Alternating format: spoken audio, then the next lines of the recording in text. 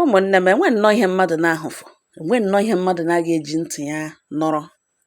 Unu ọsụ nwata nwa okorobịa na nwa agbọghọbịa unu hụga ngalana nwere wedin ga-ejikọ ha aka ọnụ dịka di na nwunye. Aplan ọ na wedin, ebiele kaadị, ihe niile enediri ime emezuole.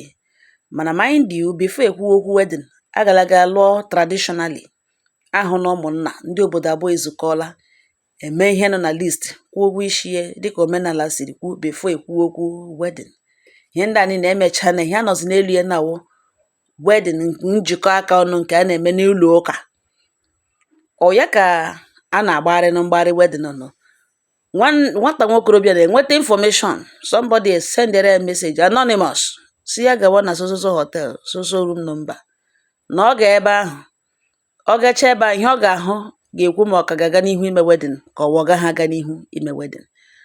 Ọ nọ na wedin sị nụkwa na gịnị ka wedin nwere to do with hotel na room number ihe ya gacha ịhụ. Onye ahụ asị ya na ya gawa, ya egbula oge, na o ruo ebe ahụ ka o nwee ike take a decision na ihe ọ na ebe emege na o wesịga time. Ọ ya ka o ferere were oso were ije gawa. Ọ ya ka o ruru nga na-ele nwatakịrị nwaanyị ọ na-aga ịlụ, nwa na-aga ịghọ nwunye ya na mkpụrụ ụbọchị ole na ole nọ ha n'ihu, na best man ya onye na-aga ịnụ ya n'akụkụ, inyi ya ring, ihicha hit, na ịga dị ya dịka enyi ka enyi ya, ka nwaanyị nụntara nwata nwa agbọghọbịa ọ na-aga ịlụ na best man ya, ha abụọ nọ n'ime the hotel ataga onwe ha janjata nja. Ke nwoke etie si ihe ya rụrụ ọwụ nro, ke nwoke enyi ya nwoke asị na ya dị sorry, ke nwaanyị ewere ikpere wụọ ya n'ụkwụ si ya biko na gbaghara ya, na ọ aka ọrụ ekwensu this and that, na ọ ga-eme ọzọ, na ihe na ọ dị last ụdịrị ihe a nwere ike ime. Hello, okwu ha okwu ya tụchagharịa lawa ga-agwa ụmụnne ke nwaanyị ndị ogo ya silekwa ihe ahụ ga na ha biko refund ya ihe ya kwụrụ, na ifuru nri eriri di ya, nri eshiri, ego niile wee wetara from ọlụlụ ya to isi nne, in fact ya ga-anacha na ha denwere ihe niile complete. Ụmụnne ke nwaanyị a na-arịọ na ya si ya na as long as emebe ahụ the wedding, na every temptation ga na-agakwa until the wedding take place. Ụmụnne m na-anụkwa akụkọ ahụ, na as long as ha gbaraba ụlọ alụbe ahụ, na ihe ọbụla o temptation ga na-aga on, na ọwụ otu ekwensu na-eshi arụ ala, na ya biko gbaghara, na ya biko gbaghara, hapụgacha ihe niile bere n'abalị ka ọ wụrụ anwụnta. Ụmụnne m, onwe nnọọ ihe mmadụ na-aga ahụfụ. Is na majority of ụmụ nwoke ụmụnne this lady kwuge this thing na agaghị take this thing, ha ga-eme ihe a ha rịọga this man ka o mee. Na ụmụnna zukọrọ, ndị obodo abụọ ezukọ, ụmụnna ezukọ, gị wepụta ihe ị na-eri na ọwụ right ṅụ, emere ya metụtụrụ omenala, metụrụcha igbo ya la gbaa, lụọ nwatakịrị unu ebieri orororo na ha ndị ọgọ na unu agbalịala eke ya di. Ọ bụrụgodị na ọ chọghị ime white wedding, onye lụrụ di ka ọwụ, mgbe ọbụla ọ bịara ụmụnna ya ga-asị ndị dị nkwenụ, nne ịbịaruole, ọwụzikwa ihe nne ilole, ọwụ nne ịbịaruole, ndị dị nkwenụ, ụmụachịkwenụ. Enweghị onye ga-asa ọlụhụ dị, ọlụọla dị n'ihu Chukwu, ọlụọla dị n'ihu ụmụnna ya, ọlụọla dị n'ihu ndị ke nwoke bịara lụọ ya, ha dogara nwanne ha nwoke ya ga-alụọ nwaanyị onye lụrụ dị ka nwa ha nwaanyị wụ. Ke a na-emezi n'ụlọ ụka wụ nke eji eme ka e were mejuru, ka ile were anya as long as na ọlụbeghị na ọgbarabeghị ọla aka, na temptation ga na-adị, na ka ihe matara na nwoke o mere after ọ lụrụ di, after ọ gara aga gbarachagbuo onwe ụlọ. Hello, the only thing dị capable of isere mmadụ abụọ na-alụbedo onwe ha na nke nwoke amadụghị, ọ madụghị onye ụmụnna ke nwaanyị wụ, ọmaghị ụmụnne, mana n'ime ordinary relationship kwesịrị lead to marriage, ikekwe ekwela ha onwe ha nkwa na ha ga-alụ, ya egide na nwoke ọzọ. Mmadụ agaghị ajụ ya as long as ebe bịa kwa ụgwọ isi ya, o nwere right ịgachi ike, ma ọ fọzikwa onye ka bịa lụọ ya kwa ụgwọ isi ya, ka ụmụnna ya nyege nke nwoke advice na ya gbagharawa, na ihe ya were ihe niile asa ihe niile bere n'abalị ka ọ wụrụ anwụnta, na ọ gbagharawa as long as ọ gbabeghị ụla, na ọwụ ụmụ temptation ahụ a na-ekwu okwu ya, na ya ghara ma na ihe matara na ọwụ ihe mere na after ọ gbarara ụla, ọwụ ha after abịara bịakwa ụgwọ isi lụọ ya. Ụmụnne m ele otu esi edewe na-akụ ihe kele. Nke nwoke sị na ha prepare ma na ya ma how many bags of rice eshiri the day emege ha traditional marriage, the day ihe niile e mere butere ihe niile ahụ edere na list ya emere ha maka ka eriri n'ọnụ ma isi nne ego na ha denwe ya ma ọwụ ma ya ihe ga-eme na ọnụ ha ga-akụchali ya.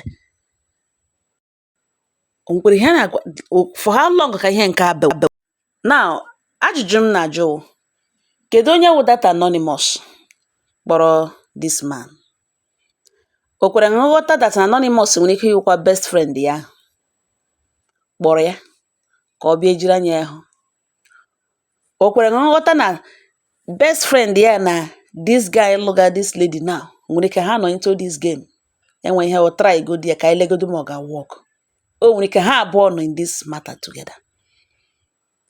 Kedu onye wụ the anonymous sogidere ha mara otu ha si book, mara otu ha si lakpuru, kpọzie the man ya agawa? Ụwa na anyị nọ n'ime nke ịmadebere ka ị ga-akọwatanwu. Obi wụ akpa onye ọbụla nọ nke ya. Ọ gịnị wụ ihe merenụ? A sị na ọwụ ha anonymous awụghụ the best man, maybe enwe ihe gbasatara ha abụọ. Ọ for how long ka ihe nke a bewere? Ọ for how long ka ọ ga-eberute? Ha succeediri na ihe ka this man na-aga gbaiga ya ụlọ alụrụ. Ọkwa wụnụ ụmụaka ọ na-aga ịmụ, ọ dị the man dị lucky enough ya amụta some, mana best man ya nwere ike ịmụrụ ya ha niile, ọ ya amụtakwa some otu nwaanyị. Ya rigoro dara best man arigoro.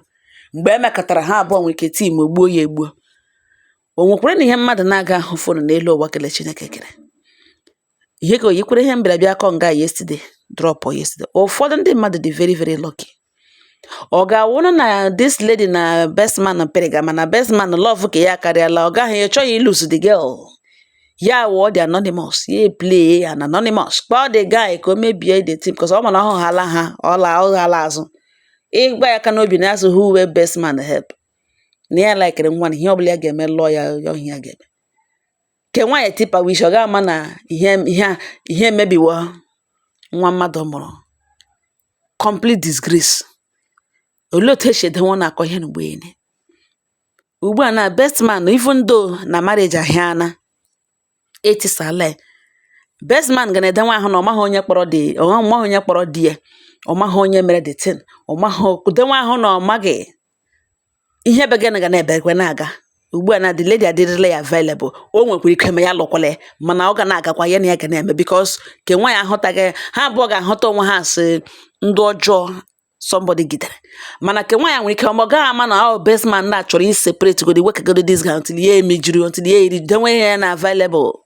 Highest ihe ọ ga-cost ya friendship ya na enyi nwoke, mana ọ ga-adị mgbe ọbụla o nidiri ọ ga-abịa because ha abụọ na nobody will blame each other for what happened.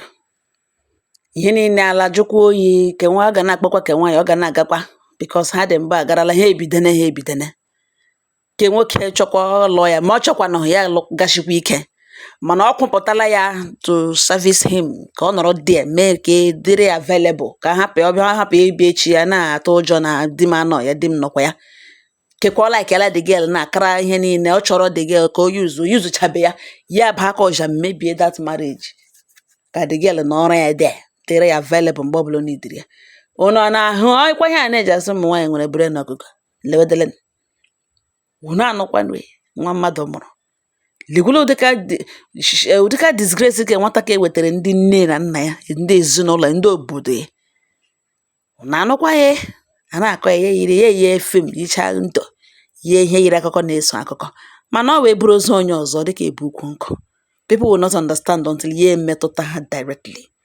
Can you imagine ihe nne na nna ezinụlọ this lady shi ụdịka ihe nwere o wetara ha? Shame and reproach.